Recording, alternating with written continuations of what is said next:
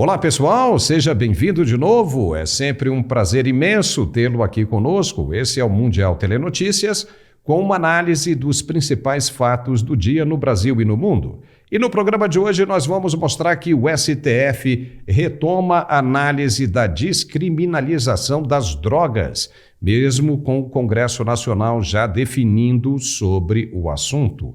Você vai entender o que está acontecendo. Senado aprova mudanças importantes para o ensino médio brasileiro. O inglês não sai, mas o espanhol entra. Empresas brasileiras de comunicação alternativa estão sendo prejudicadas por ações de contenção fomentadas pelas autoridades. São os principais assuntos do nosso programa de hoje, que está começando agora. Acompanhe com a gente.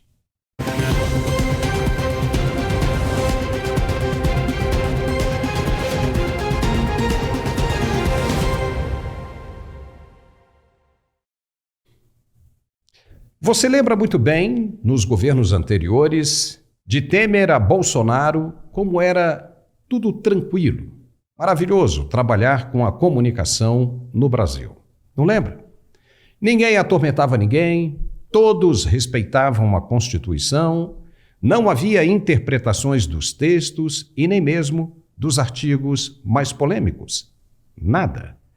A Constituição era a Constituição. Todo mundo, do meio de informação, da comunicação, imaginava que quando ela foi promulgada, a Constituição, em 1988, a censura realmente nunca mais voltaria ao país. Todo mundo tinha certeza que isso era uma página virada, história. Pelo menos essa era a ideia de quem escreveu as leis, os constituintes. Ulisses Guimarães, em seu discurso de apresentação, deixou claro efusivamente a maior preocupação daqueles parlamentares que trabalharam duro pelas novas normas: a extirpação por completo da censura no Brasil. Essa era a maior preocupação. Se primou pelo direito à liberdade. Não se deixou margem alguma para nenhuma interpretação que não fosse aquela, exatamente aquela. O que os congressistas queriam e aprovaram foi a liberdade plena de expressão em todos os sentidos, para o cidadão comum e principalmente para os parlamentares em exercício de seus mandatos. Inclusive para quem quer ofender alguém, e nesse caso, para a pessoa que se sente ofendida, existe um outro capítulo tratando dos recursos, dos procedimentos. Aquele que não gostou de uma expressão de liberdade, que acione a justiça. A lei prevê a punição em diversos níveis: injúria, difamação, calúnia, danos morais e materiais, e por aí vai. Mas aí, com o passar do tempo, foram surgindo as interpretações, as mais estranhas, com a clara intenção de moldar as leis de acordo com os interesses próprios, convenientes a cada situação. É ou não é? Virou um mantra dizer que liberdade de expressão não pode ser confundida com liberdade de ofensas, de ataques, onde qualquer um pode dizer o que quiser a respeito de quem quer que seja e não ser reprimido. Mas já tem lei para isso, como falamos. O que não pode acontecer é ferir de morte um artigo da Constituição, um direito assegurado para trazer de volta aquilo que os constituintes de 88 não queriam e exorcizaram. Mas isso tem acontecido, infelizmente, e a gente tem visto todos os dias. E o resultado é que o Brasil virou um lugar extremamente chato para se viver e trabalhar. Se fala mentira a todo momento, com a desculpa de estar defendendo o Estado democrático de direito.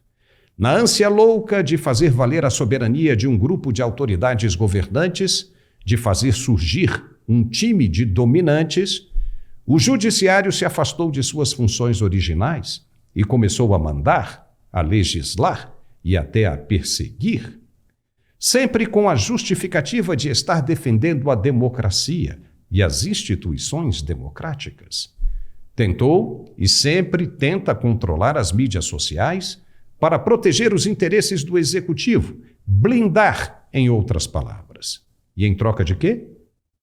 Determinou que as empresas de Big Tech se juntassem à Corte Suprema para a identificação de usuários que postassem mensagens negativas sobre o poder.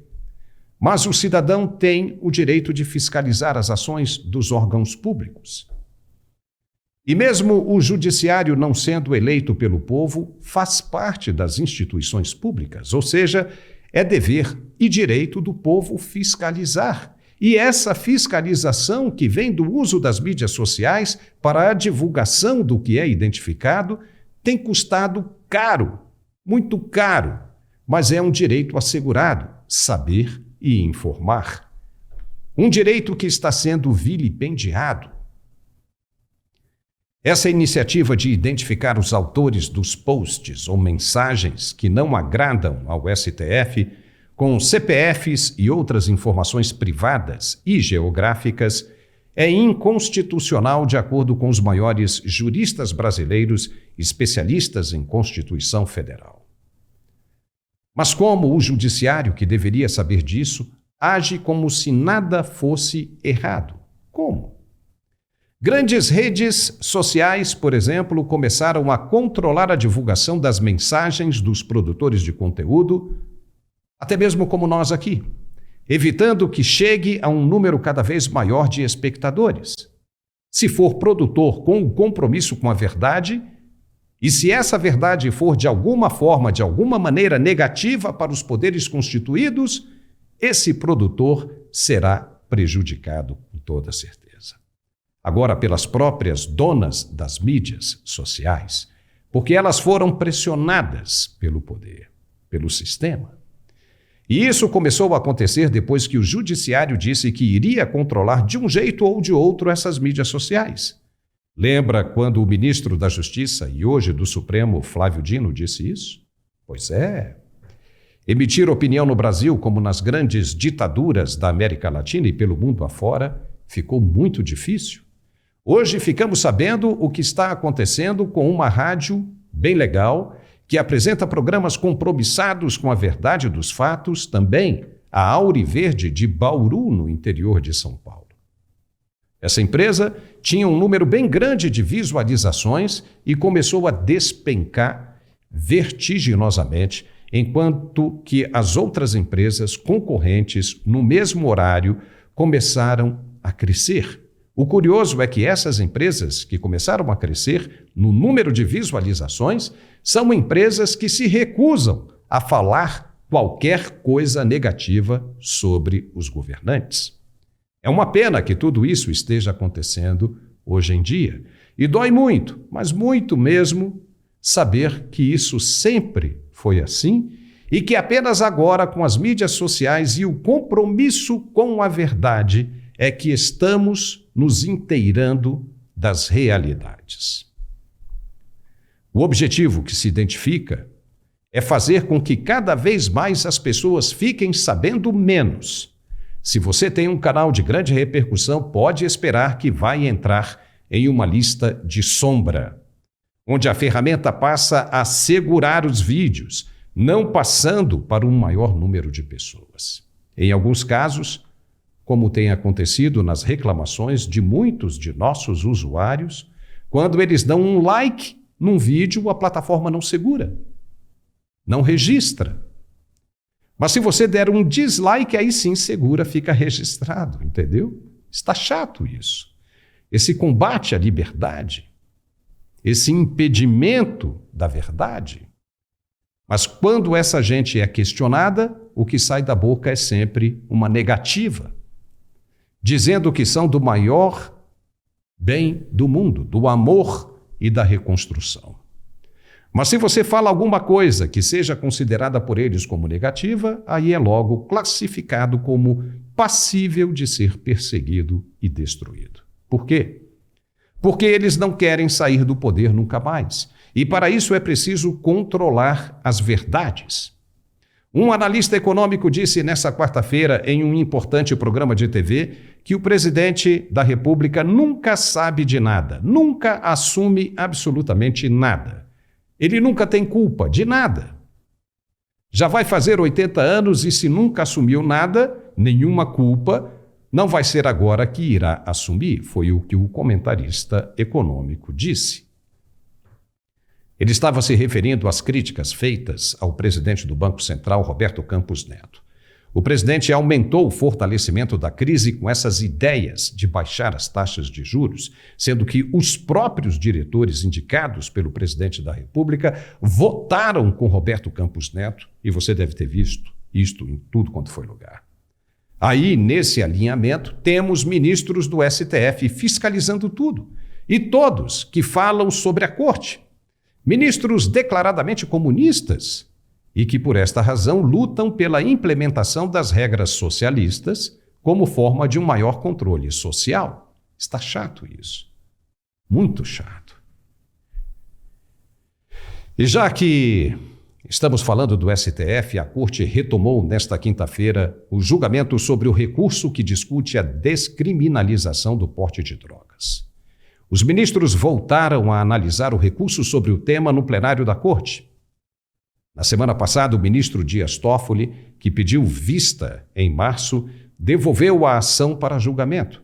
No momento em que Toffoli pediu vista, o placar estava 5 votos a favor da descriminalização contra 3.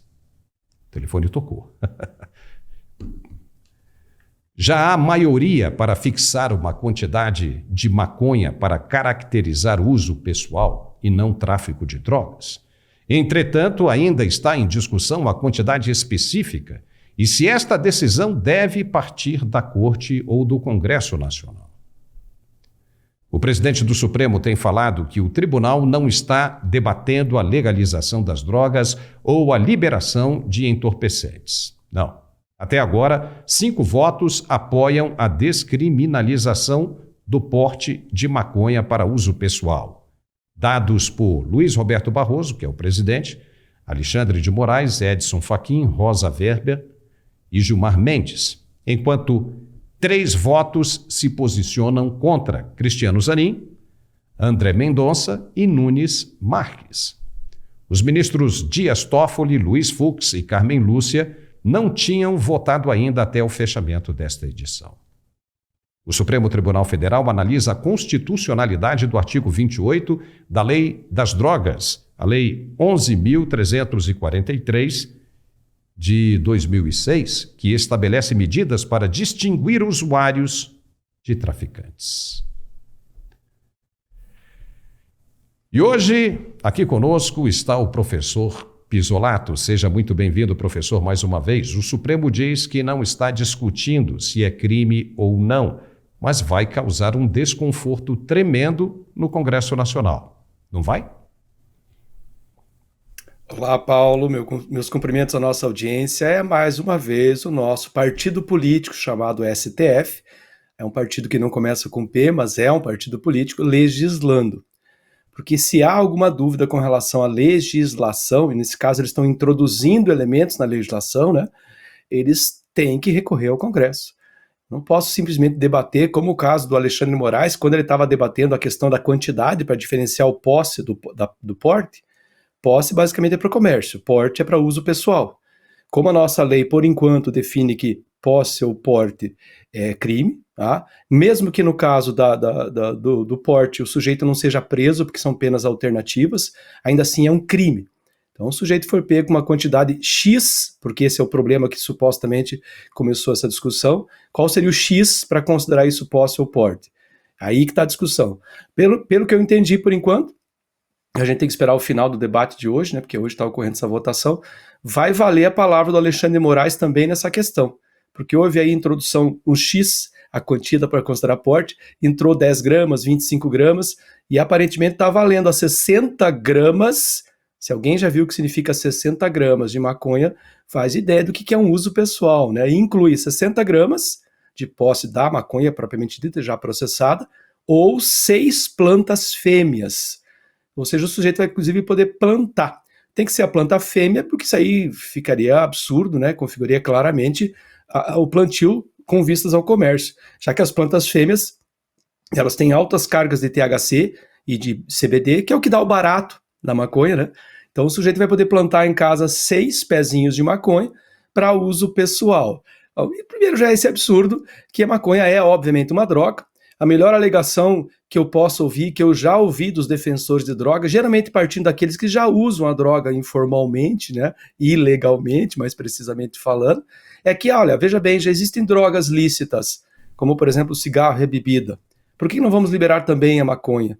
Ora, quer dizer que a nossa melhor justificativa para liberar mais uma droga, que vai ter custos gigantescos para o Estado, porque nós vamos ter que pagar. Nós vamos ouvir falar em tratamento de dependentes químicos, nós vamos ouvir falar não só de acidente de trânsito com pessoas que beberam e dirigiram, mas com pessoas que usaram drogas e dirigiram. E aí vai ter que criar-se mais um crime. Não, olha, a posse não é a porte não é um problema, mas o sujeito está consumindo e causou mais um problema. Nós vamos ter, claro, é óbvio, isso ninguém discute, nós vamos ter problemas de saúde pública, de tecido social, econômico, de SUS, e todos esses problemas vão vir de mais uma droga. Mas o problema central, eu acredito que seja relacionado ao próprio STF legislando, já que ontem o Ricardo Salles, que era o relator de uma PEC que já está na Câmara, foi aprovado pelo Senado, já está na Câmara. Ontem o Ricardo Salles já saiu com o voto dele, que ele é o relator do projeto na Câmara. Ele já disse, olha, nós queremos colocar lá no artigo 5º e no artigo 3º uma lei que proíba qualquer tipo de legalização de drogas e entorpecentes, ou seja, vedar qualquer tipo de legalização, permanecer como criminalidade. E veja que, curiosamente, ontem chegou ao CCJ da Câmara dos Deputados esse voto do Ricardo Salles, e hoje o STF está rediscutindo isso aí, ou seja, eu estou vendo aí no futuro, para os próximos dias, um embate entre um judiciário que deveria apenas julgar questões constitucionais, portanto, esperar que a Câmara dos Deputados colocasse dentro da Constituição Federal uma questão legal para que o STF pudesse julgar. O STF está tentando atropelar o Congresso mais uma vez, fazendo uso aí da tua manchete no início, Paulo, está ficando chato demais essa agenda progressista, essa agenda woke, e se incomoda essas narrativas. Tudo isso demonstra muito claramente o que eles querem. Esse partido político, o STF, tem uma agenda ideológica que inclui, entre outras pautas, a gente já discutiu aqui, você discutiu no programa a questão do aborto, está na pauta, eles vão aprovar, nem que seja à força, nem que seja de forma inconstitucional, e vão acabar fazendo o mesmo com as drogas, infelizmente.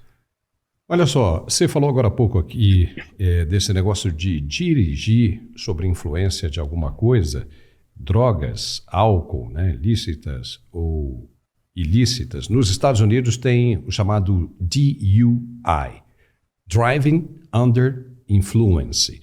Ou seja, se você estiver dirigindo drogado, se fumou um cigarrinho de maconha, tá lascado.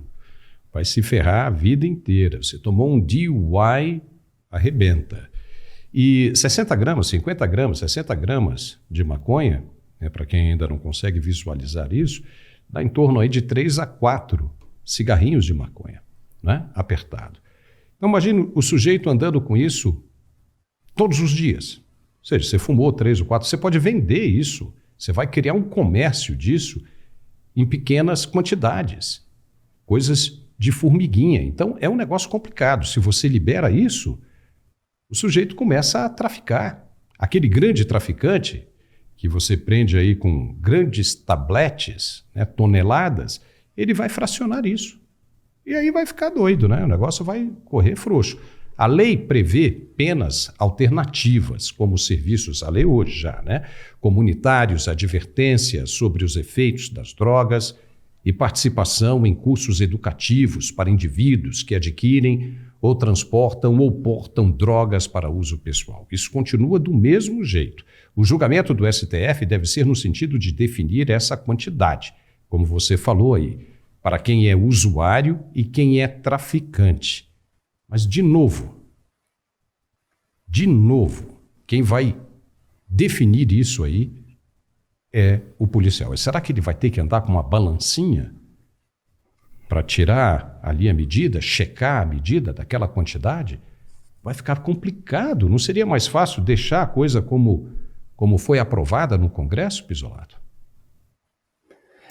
Eu acredito que não seja ingenuidade do STF esse tipo de análise. Eu acho que é um projeto. Não é uma coisa incidental, eles ainda não pensaram na regulamentação de uma lei que liberasse. Até porque o indivíduo pode andar com 4, 5 cigarros de maconha por vez, né? Ele vai lá, consome 6, mais 6, e o policial só vai avaliar quando pegar o indivíduo. E como é que a gente vai medir isso? O sujeito está ou não está sob efeito de um entorpecente alucinógeno, como é o caso da maconha. E não dá pra gente ficar naquela, não, mas o THC também é usado em casos médicos. Bom, aí a história é outra. Aí o sujeito não vai fumar um cigarro de maconha, ele vai na farmácia comprar os componentes, que aliás, nós temos várias drogas lícitas em farmácias. Lembrando que no passado não muito distante, aos anos 70, a gente chamava farmácia de drogaria, justamente por conta disso. A gente tem vários remédios que são vigiados e controlados pela Agência Nacional de Saúde justamente porque eles causam dependência. Eu estou introduzindo uma droga que até tem aplicações médicas em casos aí como epilepsia, como Alzheimer, mas o que está se introduzindo aí é o uso recreativo, está criando mais uma droga social, como é o cigarro, como é a bebida. Óbvio que essas duas que eu citei, as duas lícitas, que é o cigarro e a bebida, isso já está para lá de consumado no nosso país. Acho muito difícil alguma lei que possa vir a regular o uso delas. Não dá para nem pensar nisso. Mas já existe a criminalização, por exemplo, de beber e dirigir. Eu quero ver fazer isso com relação à maconha. Como é que o sujeito vai medir isso aí? Vai dar cheio de aparelhos o policial para medir? E claro, esse sujeito vai só plantar para consumo próprio mesmo? Ora, se hoje, por exemplo, eu moro aqui muito próximo da região de fronteira, mesmo as drogas lícitas, elas não deixaram de ser contrabandeadas apenas porque elas são lícitas. Eventualmente, a Polícia de Fronteira nossa aqui, o BPFROM, apreende caminhões e caminhões com cigarros, com bebidas alcoólicas. Moro muito perto da Argentina, aqui quase todo final de semana. Bebidas ilegais, cigarros ilegais. Imagina o que vai acontecer se eu liberar maconha. Como é que eu vou conseguir distinguir a porção fracionada do traficante? Porque como eu moro perto de região de fronteira, eu sei muito bem como é que os mulas do tráfico atuam. Eles nunca andam com grandes quantidades, até porque se a polícia prender, eles perdem muito. Agora, com uma possível, eventual legalização dessa certa quantidade, que não é pouca, tá? Como você bem falou, de 4 a 5 cigarros de maconha. Pensa, o sujeito está no bolso com 6 cigarros de maconha e está lá dando aula, está lá sendo um médico, tá? É claro que vai proliferar mais a indústria de drogas. O jovem, o adolescente, ele já é curioso por natureza. Ele entra no mundo do cigarro, por exemplo, ou dos vapers, que aqui a gente chama de pendrive de fumar, na bebida, ele entra por curiosidade, por parceria com os amigos, sem uma barreira familiar e sem uma barreira legal. Pai que você está me ouvindo, mãe que você está me ouvindo, você consegue imaginar o tamanho do estrago? Vai ter um colega dele com 6 cigarros de maconha que vai emprestar para ele, pronto, ele está entrando no mundo da droga. Ah, não, mas a maconha é uma droga leve. É uma droga alucinógena que, de uso de longo prazo, ela prejudica as chamadas sinapses. O sujeito começa a perder a memória. Ele fica muito mais corajoso, como ocorre com a bebida alcoólica. Ele fica dependente. Isso, de longo prazo, vai, obviamente, causar problemas sociais, problemas familiares. Eu não vejo como o STF está fazendo isso apenas pensando nas pessoas que têm uso medicinal da droga. É agenda progressista mesmo, é intencional e é projeto. Olha, e tem mais uma coisa. Imagine tudo isso que você falou acontecendo todo dia. Todo dia. E se ele fuma um cigarro, ele gosta daquele barato todo, vai, fuma outro, 3, 4, fumam 6 cigarros no dia. No dia seguinte, ele tem mais 6 na mão.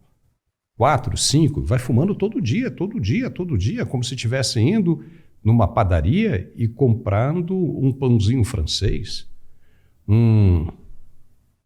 uma garrafinha de energético. Agora, o que motivou o julgamento pela essa corte, é o que nós temos que mostrar aqui, as pessoas podem estar perguntando, foi a defesa de um condenado que solicitou que o porte da maconha para uso pessoal não seja mais considerado crime. Isso aí já dançou, né? Porque o Congresso confirmou. O acusado foi detido com apenas 3 gramas de maconha. Só que agora não há mais como o Supremo dizer que não é crime. Vai ter que condenar apenas alternativas, não é? Exatamente, como a lei manda, né? Eu já acho que pena alternativa para porte de drogas ainda assim é uma pena. E não vejo como alternativa. Talvez eu até admitiria a questão de discutir o X, a quantia.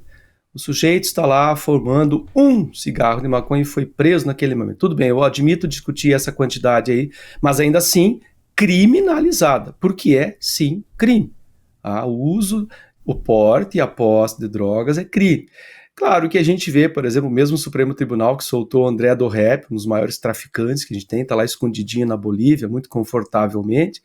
A gente vive um país de cabeça para baixo. Então, um país que discute coisas como longe do mérito da questão, inclusive, como a gente acabou de discutir semana passada, ontem também teu programa estava discutindo esse tema, discutindo o que é vida. Meu Deus, isso é uma definição da biologia. A biologia define o que é vida. Aquilo capaz de se desenvolver é vida. Aquele que extermina a vida, mata a vida. O caso da droga é a mesma coisa. Alguém, por acaso, em sã consciência, um professor de biologia, um professor de química, vai dizer que a maconha, que a cannabis sativa só tem benefícios, ela reduz drasticamente a capacidade cognitiva. Então não há muita discussão. O STF está se enrolando e eu vejo ele numa briga direta com o Congresso. É o STF querendo ser um executivo e um legislativo. É muito claro isso para mim, não é só nessa questão, em todas as outras questões. As questões, inclusive, que você elencou no começo do programa, quando estava falando da questão da censura. O STF ele quer ser o partido único do Brasil. Ele quer ser o operador, ele quer ser o poder moderador, ele quer ser o poder executivo, tem dado diversos sinais ignorando tanto as decisões do Congresso quanto a própria Constituição. Esse detalhe é mais um. Esse é o caso, é só mais um detalhe que ilustra, que explicita o quanto o Congresso está fora de sua função.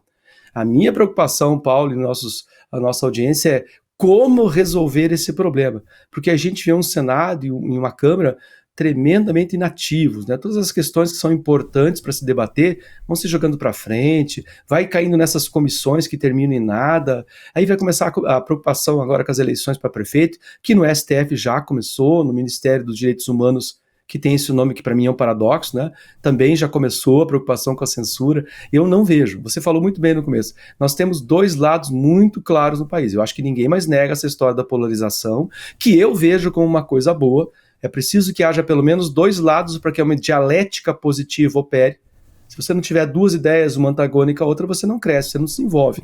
Até Confúcio já dizia, muito antes do Partido Chinês, já dizia, da discussão nasce a luz. Então a gente precisa desses dois lados. Só que um desses lados tem uma força tremenda que não tem sequer mais nem vergonha, tem a desfaçatez diária de cometer atos que são contrários à nossa Constituição, contrários à isonomia, contrários à equidade, contrários, claro, à saúde pública nesse caso aqui. Isolado, fica por aí que a gente vai fazer um intervalo e volta já já, tá bom? Só um pouquinho. E se você está enfrentando algum problema de falta de ereção, tem de prestar atenção nesse recado muito importante de um de nossos apoiadores. Se liga aí.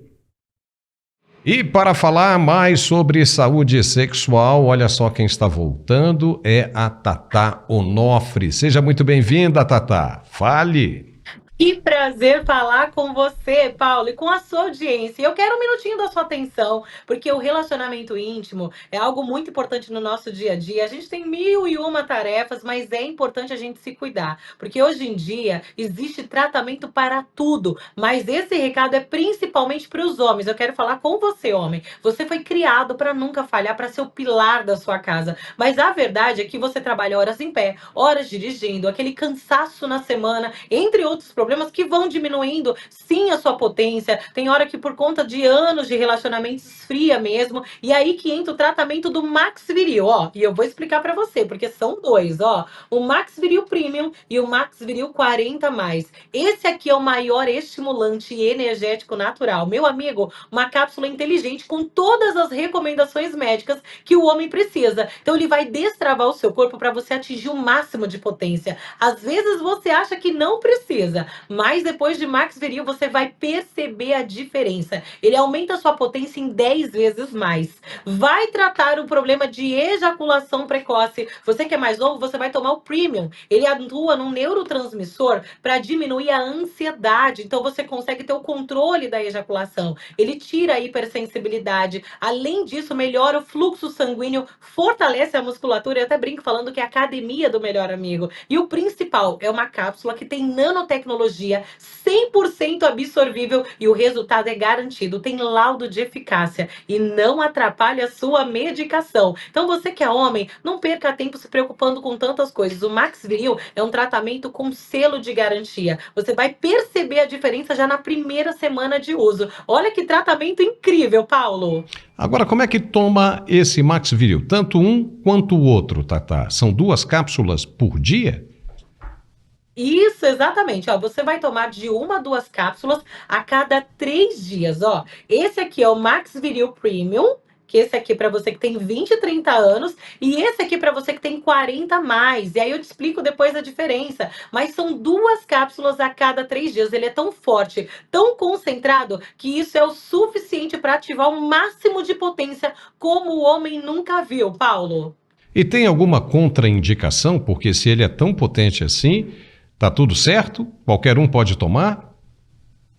Pode sim. Ó, a partir dos 20 e 30 anos você toma o Premium e os 40 a mais, olha isso aqui que lindíssimo, você vai tomar a partir dos 40, principalmente por quê? Porque você tem muito estresse, muitas responsabilidades. Você que é diabético, presta atenção. Qualquer problema circulatório mínimo que impacte na sua potência vai diminuir o seu desejo. Às vezes esse é o motivo de você sentir essa sensação de pernas pesadas, tanto cansaço crônico. Então, o nosso Max Viril Premium 40 a mais, ele vai trazer uma explosão de vitalidade. Você volta a jogar aquela bola com os amigos, volta na academia, vai ter aquele tempo de qualidade com a sua esposa. Ele diminui o período refratário do homem, que é o quê? Você jogou o primeiro tempo e aí o homem precisa de um tempo para se organizar. E aí o nosso Max Viril, ele vai diminuir esse período. Então o próximo jogo, aí o segundo tempo, você consegue se preparar mais rapidamente. E o principal, além dele fortalecer essa musculatura, trazer essa explosão de vitalidade, não tem contraindicação, não atrapalha a sua medicação, nem a medicação tira o efeito. Então você que é telespectador,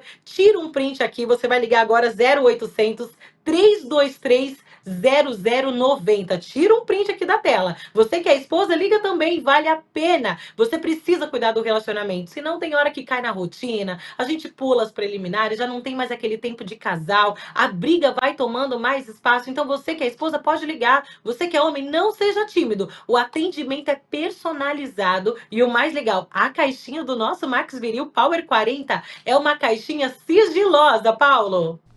Olha que legal, isso aí é novidade, hein? O tempo de recuperação que diminui, isso é muito bom. E tem promoção, Tatá? Olha só o que eu preparei, viu? Hoje eu vou fazer algo bem especial, então prepara o telefone antes do pessoal ligar aqui e puxar minha orelha, porque ó, o presente separado é esse aqui, ó. Olha que lindíssimo.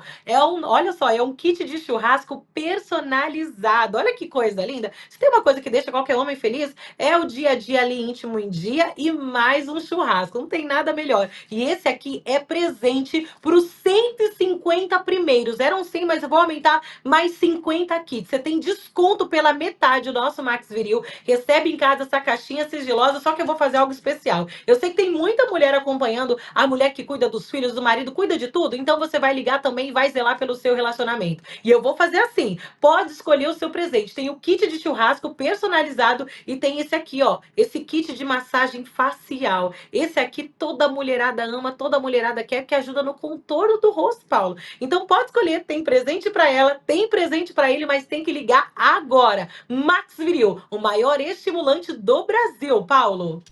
Tá certo, Tatá. Muito obrigado e volte sempre. Até a próxima. Obrigada, meu amigo. Ok, já estamos de volta com o nosso programa. O Senado Federal aprovou em votação simbólica na noite desta quarta-feira o projeto de lei que reformula o novo ensino médio. Agora a proposta retorna à Câmara dos Deputados, já que foi alterada pelos senadores. A expectativa do governo federal é a de que o texto seja aprovado o mais rápido possível para que a implementação do novo ensino médio nas redes de ensino do país aconteça já em 2025.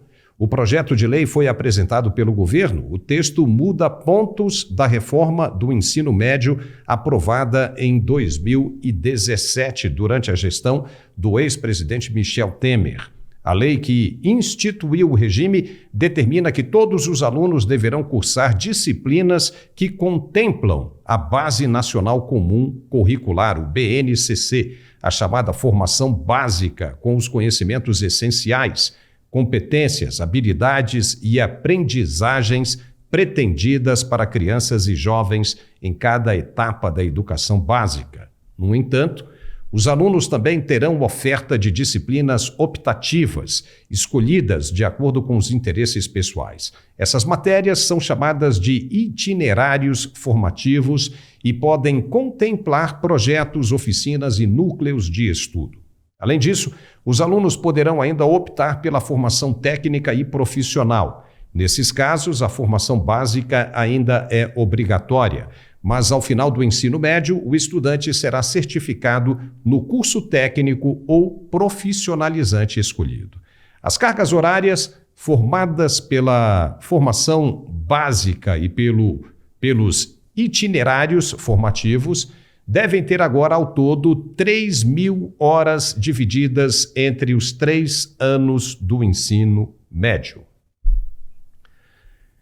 Professor Pisolato, né? Você é professor universitário, mas que também já lecionou no ensino médio.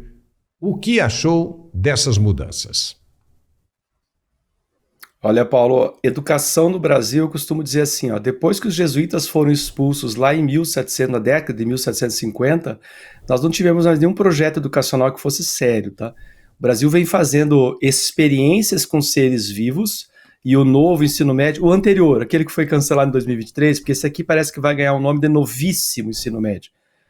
O Brasil tem feito experiências com seres vivos e todas elas têm dado com os burros na água. Eu passei muito tempo em salas de ensino médio, do tempo que se chamava segundo grau, leciono no ensino médio, inclusive, os alunos são perdidos, desorientados, porque eles não sabem exatamente o que significa novo ensino médio e novíssimo ensino médio.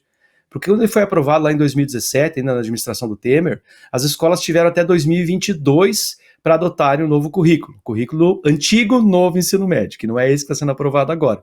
Como as escolas, especialmente as particulares, sabiam, né, dessas mudanças governamentais, não quiseram arriscar. Então seguraram até o 2022 para implantar o chamado novo ensino médio, que é o antigo.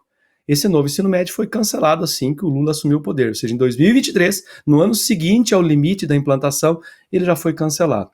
O que aconteceu? Algumas escolas, naquela onda progressista, naquela ideia de você criar radicalizações no sistema educacional, algumas delas chegaram a abolir algumas disciplinas do ensino médio, porque pelo novo ensino médio isso era possível fazer, você escolher a série que você colocaria, dando mais espaço para os chamados itinerários formativos. Algumas escolas chamam de processo de eletivas, porque o aluno escolhe o itinerário que ele quer seguir. Tiraram algumas disciplinas e acrescentaram outras tão absurdas quanto o próprio nome já diz. Por exemplo, disciplinas como YouTuber, disciplinas como o que rola por aí.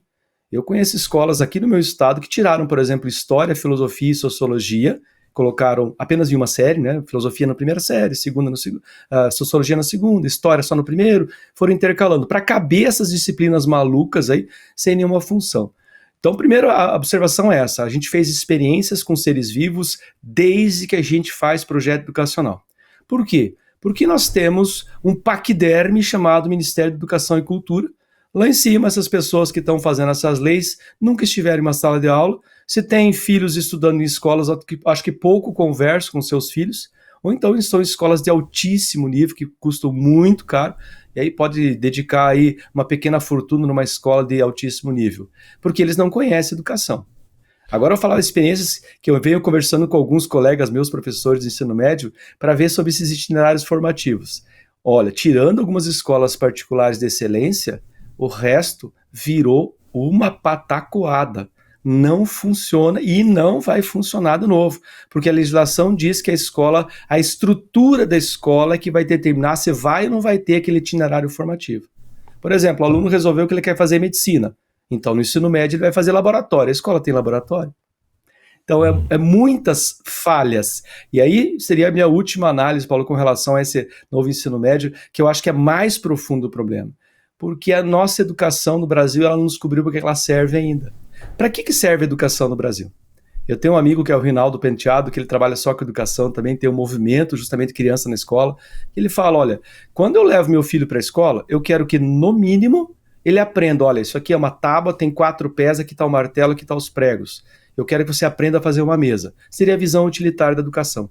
Eu não quero que ele aprenda que a mesa tem uma função social, que a mesa pode ou não pode ser racista, que a mesa pode ou não pode ser feminista, que a mesa tem ou não tem identidade de gênero. Eu só quero que ele aprenda a função utilitária. Essa é uma visão da educação. Uma educação voltada para profissionalização, para formar um indivíduo profissional.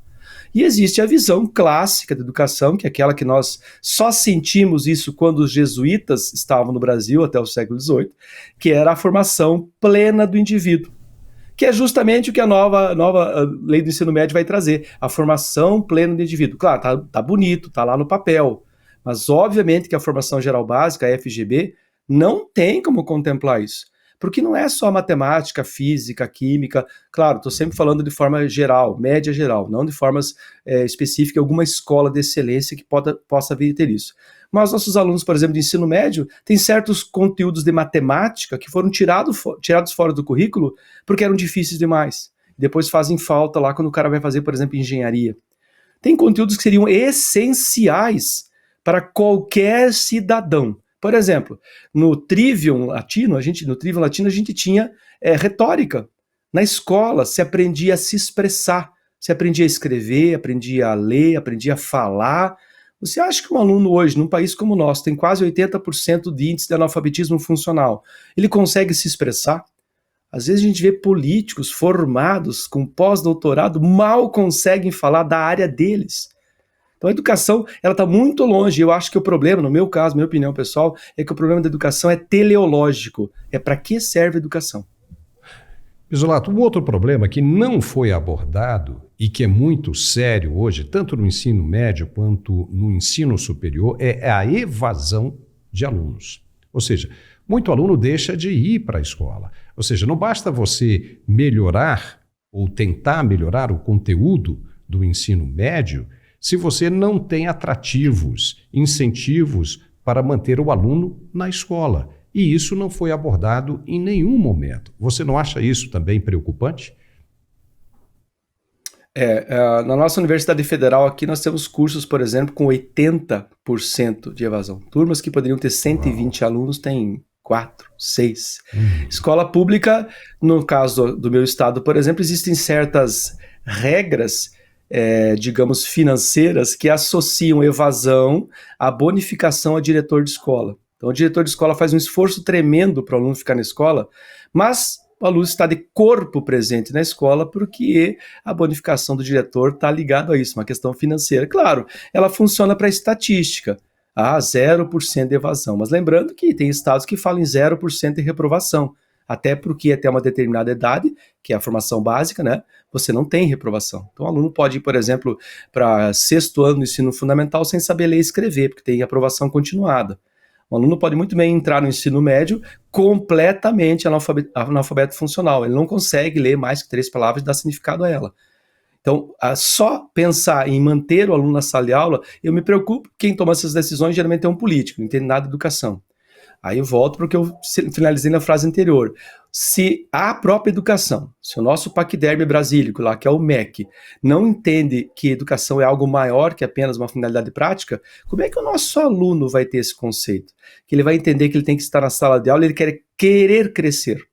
Até porque, embora tenha alguns pontos que eu achei bastante interessante nessa reforma do ensino médio, né? Por exemplo, ela eliminou a possibilidade, as 2 possibilidades que eu achava muito perigosas, que eliminou qualquer possibilidade do ensino médio se transformar à distância. À exceção de pandemias ou epidemias, então em casos muito excepcionais, porque no novo ensino médio, no projeto original, né, que havia sido levado, podia-se chegar num ponto que você tivesse o ensino médio completamente à distância. Lembrando, Paulo, a nossa audiência, que nós temos cursos no Brasil como engenharia civil 100% à distância. Eu não consigo imaginar alguém construindo um prédio, uma ponte, uma estrutura sólida que vá abrigar e proteger pessoas feito por um engenheiro civil à distância. Nunca vi um tijolo. Imagine no ensino médio, você escalona isso. Seu aluno sai do ensino médio e a gente sabe que a gente teve a experiência, eu tive a experiência da pandemia, foi uma tragédia para a educação online, à distância, ela não funcionou. O aluno simplesmente colocado naquela situação confortável. E aqui é preciso que a gente diga, se tiver um pai ou uma mãe, ele vai concordar comigo. O aluno assistia aula na cama, deitado, de pijama. Não funciona. E aquilo lá, o processo, foram 2 anos perdidos. O aluno que passou pela pandemia, naqueles 2 anos de escola online, perdeu muito de sua capacidade, do seu aprendizagem, porque estava numa situação que era negativa. Outro item que é interessante, que também foi excluído, é o tal do notório saber. Porque aqui os professores do Estado já estavam apitando, inclusive de escola particular, porque notório saber não exige diploma. Você já ia colocar um sujeito para dar aula no ensino médio sem formação, se com formação já está do jeito que está, o Brasil ocupando as últimas posições em rankings internacionais, imagina eu colocar alguém sem formação. E é resolver para os governadores de Estado, né? Porque você não tem professor para colocar, não quer fazer concurso, você pega de repente um aluno da sala de aula, o melhor aluno, e põe para dar aula. Então tem 2 coisas positivas, pelo menos nessa nova aprovação, que é o fim dessa possibilidade de EAD e o fim da ideia de um notório saber para poder dar aula. Pisolato, segura aí mais um pouquinho, que a gente volta já já. E se você sofre com dores pelo corpo inteiro e já não aguenta mais, o problema pode estar sendo causado por falta de magnésio. Você sabia disso? Então preste atenção no que vamos falar agora. Agora eu quero falar com você sobre saúde. Tem muita gente nesse exato momento sentindo dor e ninguém é feliz com dor. Não tem jeito. Seja uma inflamaçãozinha, dor na articulação, cansaço ou insônia, ninguém merece. E muita gente não imagina, mas a deficiência de magnésio é a causadora de vários problemas de saúde. Por isso eu quero que você conheça hoje os 5 magnésios. Mas quem vai explicar melhor isso pra gente é a nossa querida Tatá Onofre, que já está na linha. Olá, Tatá! Olá, meu amigo, que prazer falar com você. Já estou com o meu magnésio aqui. Os 5 magnésios essenciais para a vida. E o principal de tudo isso, como você disse, não tem idade, gente, para sentir dor hoje em dia. Não tem idade para a gente entrar em crise. E aí que entra os 5 magnésios essenciais para nossa vida. Muitas das vezes esse cansaço crônico, essa fadiga, esse desânimo, tudo isso é a falta do magnésio. E aqui dentro desse comprimido, dessa cápsula, você tem um tratamento completo para sua saúde, ó. Primeiro, você que tem artrite, artrose, quando o ortopedista faz ali a ressonância e é osso batendo com osso, é uma dor intensa, Paulo. Condromalácia, gota, que é uma dor que irradia o corpo todo, alguma lesão, tudo isso para você que fica horas trabalhando em pé, sentado, dirigindo, não é fácil. E o remédio da farmácia só mascara a dor. Quando nós falamos do magnésio, o que ele vai fazer? Ele se infiltra em toda a articulação e tudo que está rígido, intenso, inflamado, dolorido, ele vai melhorar. Olha que tratamento incrível, ele vai na cartilagem, lubrifica o sistema articular e melhora a mobilidade. Então você que, ó, mexe aí o ombro, o pescoço, pode perceber que a gente está sempre travado. Comece a tomar magnésio, você vai perceber em poucos dias essa melhora e ele vai na dor raiz, na dor intensa. E além de tudo isso, uma coisa muito importante do magnésio é que ele desinflama o corpo. Tudo que está inflamado te impede de emagrecer.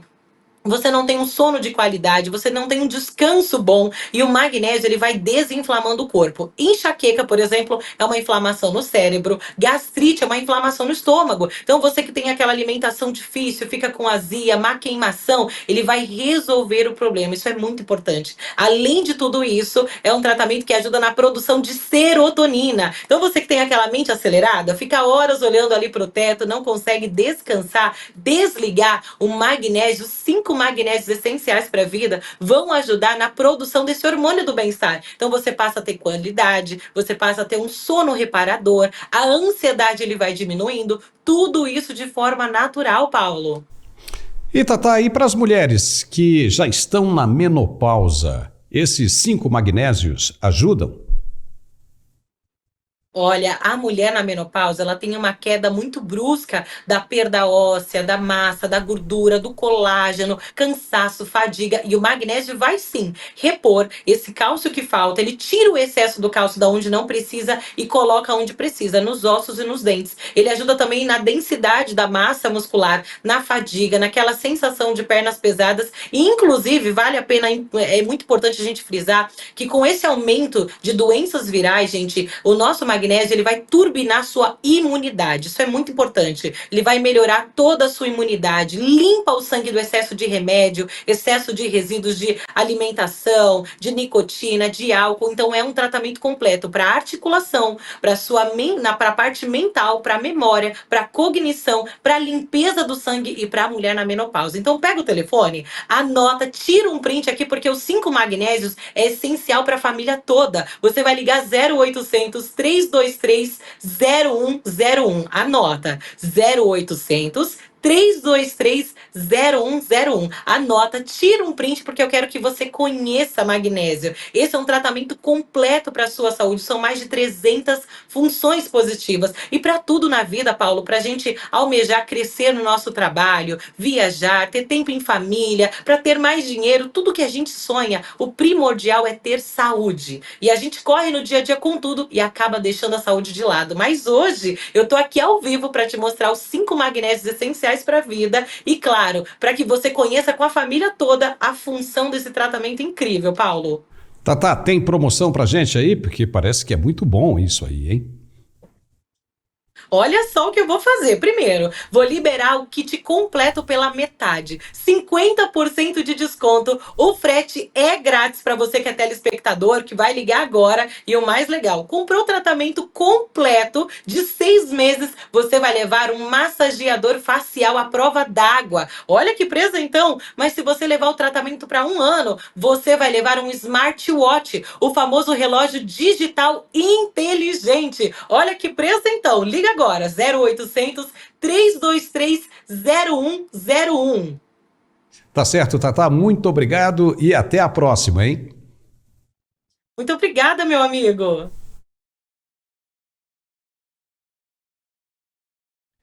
E já estamos de volta.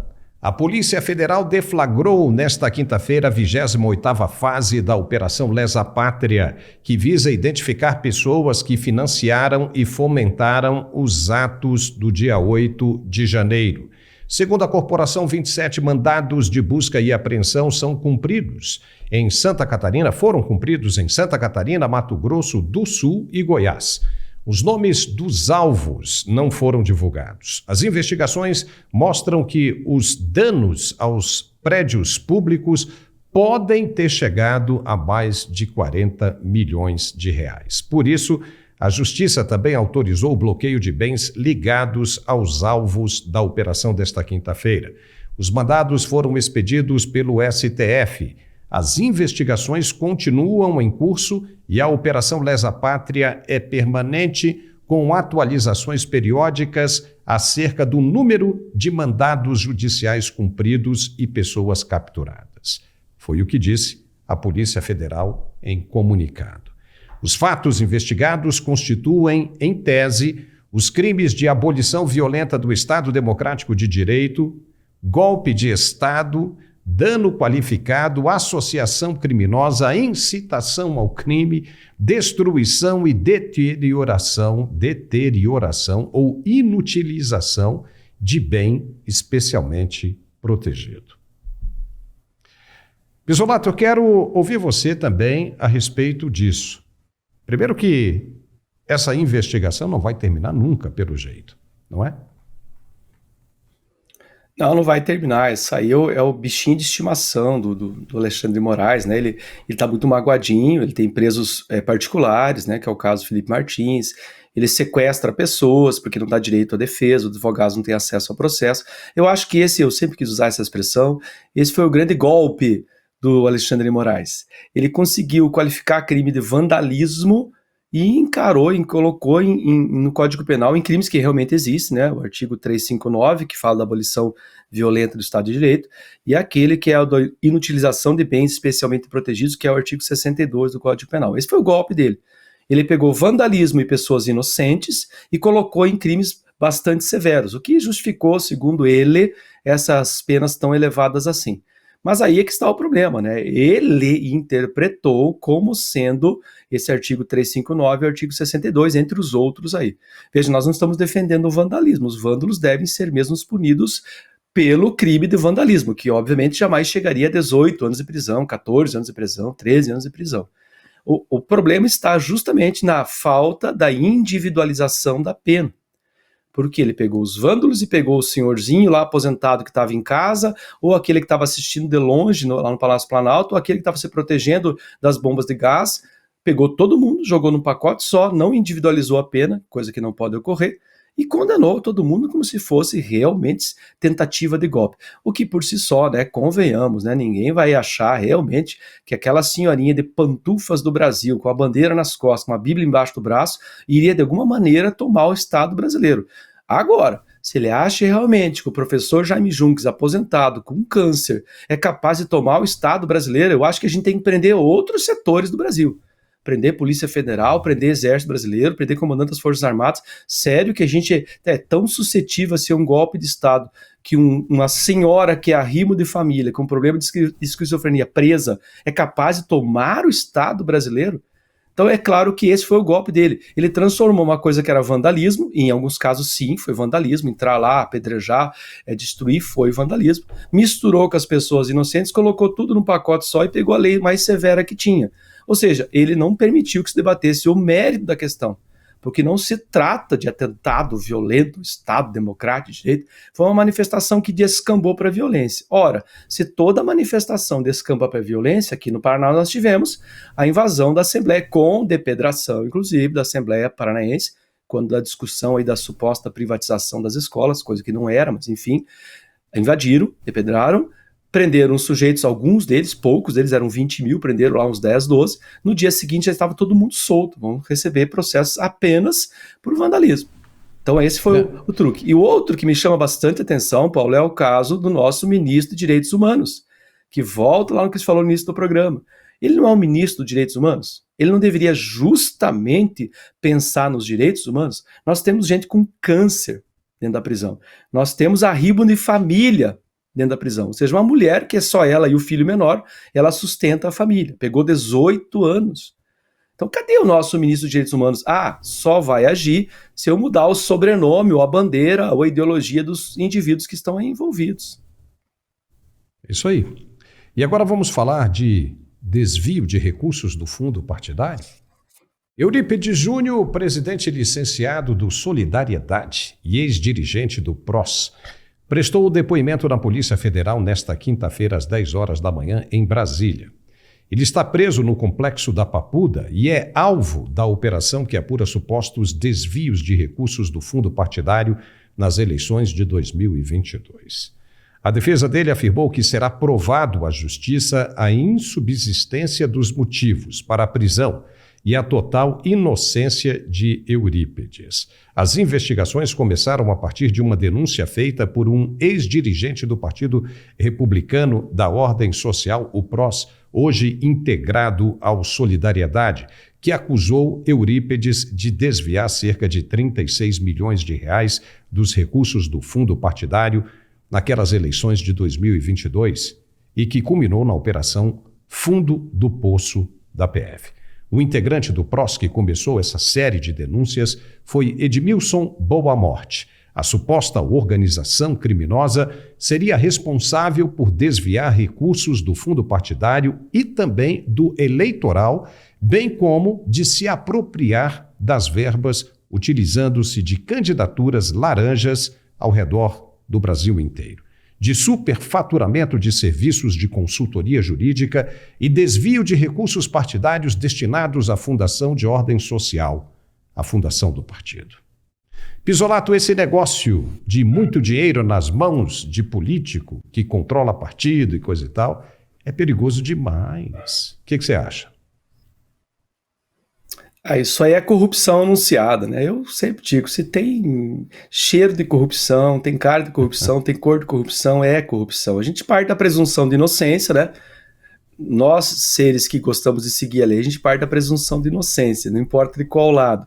Mas é claro, a história pregressa do Brasil nos mostra que quando um político é suspeito de envolvimento em corrupção, é porque ele já está afundado. Aliás, achei muito criativo o nome, né, da Operação Fundo do Poço. Ela descreve bastante o nosso sistema jurídico brasileiro, político partidário, né, o STF. É bem descritivo, né? O Solidariedade ele só existe porque ele se fundiu lá com o PROS em 2022, 2023, né? porque o PROS não tinha cumprido cláusula de barreira, o Solidariedade provavelmente também não cumpriria a cláusula de barreira se não fosse essa fusão com esse partido aí, para poder ter acesso a fundo partidário. Acesso a fundo partidário, que ao que tudo indica, segundo essa investigação, foi usado para outra coisa, as chamadas candidaturas laranja, né? Você lança um candidato falso, pega esse dinheiro e, obviamente, embolsa entre parentes e amigos do próprio Eurípides, que estão envolvidos, também foram investigados, também serão presos ou já foram presos. Mas é um partido nanico, né? É um partido que a gente chama aqui de Maria vai com as outras. O Partido Solidariedade tem 4 deputados federais de 513, tem nenhum senador e, milagrosamente, tem um governador, que é o governador do Amapá. Então é um partido bem nanico. Isso explica por que, conforme o governo da vez, esse partido que agora, já dada a prisão aí do Eurípides, fica sendo aí presidido pelo Paulinho da Força, né, que era o vice dele, logo, supostamente, Paulinho da Força é agora um sindicalista, então Solidariedade já tem esse nome bastante sugestivo, tem um pezão enorme do sindicalismo, mas por ser um partido nanico, apesar de se declarar partido de centro-esquerda, ele varia conforme quem está no poder. Estava até olhando uma estatística desse partido à época do presidente Bolsonaro, eles estiveram ao lado das pautas do governo da época que era o Bolsonaro 89% das vezes.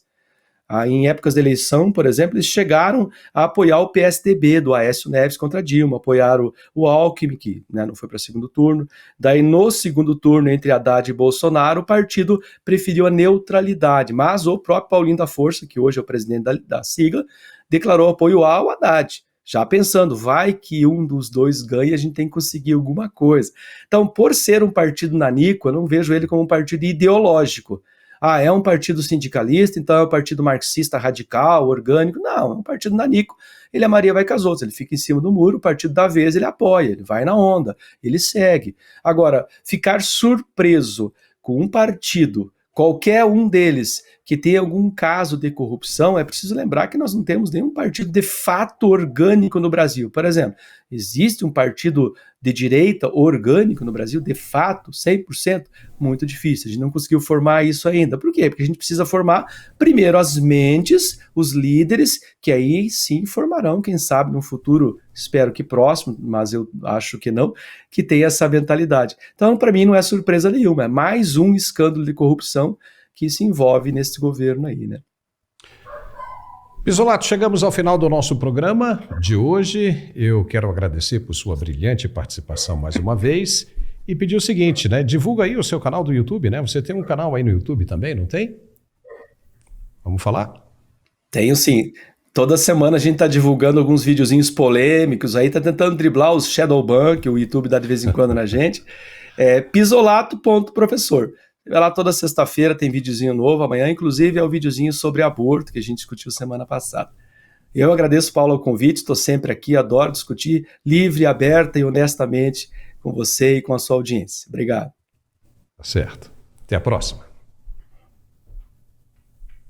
E nós ficamos hoje por aqui. Se você gostou de nosso programa, nos dê um like, comente e compartilhe o máximo que puder. Se inscreva também, porque nos ajuda bastante. Por favor. Um grande abraço, muito obrigado por tudo. E até a próxima.